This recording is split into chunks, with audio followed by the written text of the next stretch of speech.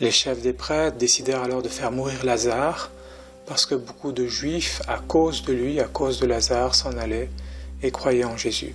On est vraiment au seuil de la passion. On entend beaucoup de voix qui veulent tuer Jésus, mais dans ce contexte, peut-être on oublie aussi cette menace qui plane sur Lazare. Au seuil de la passion, il est le seul parmi tous les disciples, parmi tous les hommes et femmes qui suivent Jésus, à avoir une menace aussi forte, aussi claire. Les chefs des prêtres veulent aussi le tuer, comme ils veulent tuer Jésus. Et même Pierre n'a pas eu une menace aussi forte. La servante près du feu ne l'a pas menacé de mort, mais elle lui a juste dit « tu le connais » et ça a suffi pour conduire Pierre à renier son maître. Donc oui, vraiment au seuil de la passion, on ne veut pas juste tuer Jésus, on veut aussi tuer Lazare. Lazare dérange plus que Pierre, Lazare dérange plus que les autres disciples. Et ce pauvre Lazare, il pourrait se dire « j'ai pas de chance, Jésus vient à peine de me ramener à la vie, que déjà on veut m'y reconduire ». Dans un cas, c'est la maladie qui l'a emporté, et dans l'autre, ce ne sont plus les microbes qui veulent le tuer, mais les hommes. Et il pourrait se dire, certes, je suis guéri, mais mon retour à la vie dérange. Mon retour à la vie dérange. Et c'est vrai qu'on veut le tuer parce qu'il dérange, ce pauvre Lazare.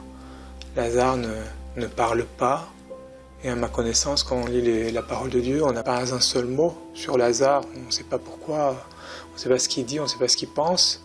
On sait que c'est un intime de Jésus. Et pourtant, c'est cet intime-là qui dérange. Sa simple présence dérange ou réjouit. Par sa simple présence, les gens se tournent vers Jésus. Il est un témoignage vivant de la bonté, de cette bonté infinie de Dieu. Il est un témoignage vivant que rien n'est impossible à Dieu. On a derrière la figure de Lazare comme une figure de missionnaire du Christ, discret, il ne parle pas un mot, mais incroyablement efficace. Beaucoup, dit le verset, à cause de lui, s'en allaient et croyaient en Jésus. Et je trouve qu'on aurait tant de figures à méditer au seuil de la passion, mais que cette figure de Lazare peut nous interroger. Est-ce qu'en nous voyant, les gens perçoivent qu'un impossible est survenu dans notre vie? Est-ce qu'en nous voyant, les gens croient davantage en Jésus? Est-ce qu'en nous voyant, les gens voient le passage de Dieu dans notre vie, du style il y avait un avant et maintenant il y a un après depuis ce passage du Christ qui est intervenu pour nous, comme il est intervenu pour Lazare. Dans la vie de Lazare, il y a un avant, il était mort, il y a désormais un après. Depuis que le Christ a crié d'une voix forte, il a crié « Lazare, sors ! Sors du tombeau !»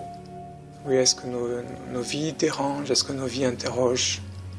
Alors peut-être il passe inaperçu, mais j'aime beaucoup cette figure de Lazare, Saint Lazare. On pourrait se dire, mais si Jésus était vraiment son ami, il aurait dû, au moment de sa mort, se précipiter vers lui, accourir vers lui. Pour un ami, on fait vraiment toujours le maximum, au plus vite. Et c'est vrai que Jésus, dans la parole, on voit qu'il ne semble guère bouger, il prend son temps, il ne semble pas se précipiter vers son ami Lazare. Et pourtant, déjà, notons que Lazare est vraiment le seul à avoir fait pleurer le maître de la vie. Du temps de Jésus, il y en avait de la détresse, il y en avait de la misère qui se pressait devant ses yeux, mais on ne voit jamais Jésus être saisi par une si grande émotion au point de pleurer. N'est-ce pas devant un être infiniment cher qu'on pleure? Lazare, c'est l'intime, c'est l'ami du Seigneur. Et c'est vrai, c'est aussi si le Seigneur semble tarder à bouger, et tout aussi vrai que parmi toutes les guérisons, tous les miracles opérés par le Christ, le miracle de Lazare, la résurrection de Lazare est certainement le plus spectaculaire, le plus frappant, le plus éblouissant. Le Christ, dans la parole de Dieu, avait déjà ramené à la vie une petite fille, on pense à Talitha Koum, le cri, la petite fille la ramène à la vie, mais il n'a jamais été aussi loin, il n'est jamais intervenu dans une situation aussi extrême. Et c'est vrai que là aussi, on pourrait dire, pour ses amis, on fait l'extrême.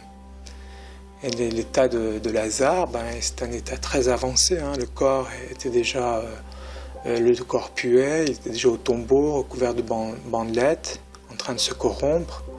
Et pourtant, là, aussi loin qu'il soit parti, dans cet abîme de mort, de silence, la voix du Seigneur est encore venue le rejoindre, l'a rejoint et l'a ramené à la vie. Et pourtant, là aussi, aussi loin que Lazare soit plongé dans son abîme de mort, Lazare, l'ami du Seigneur, a pu entendre aussi la voix de son Seigneur, qu'il a appelé à la vie. Son amitié pour le Seigneur était telle qu'elle était devenue sa foi, on pourrait dire, son adhésion, son écoute inconditionnelle à son Dieu.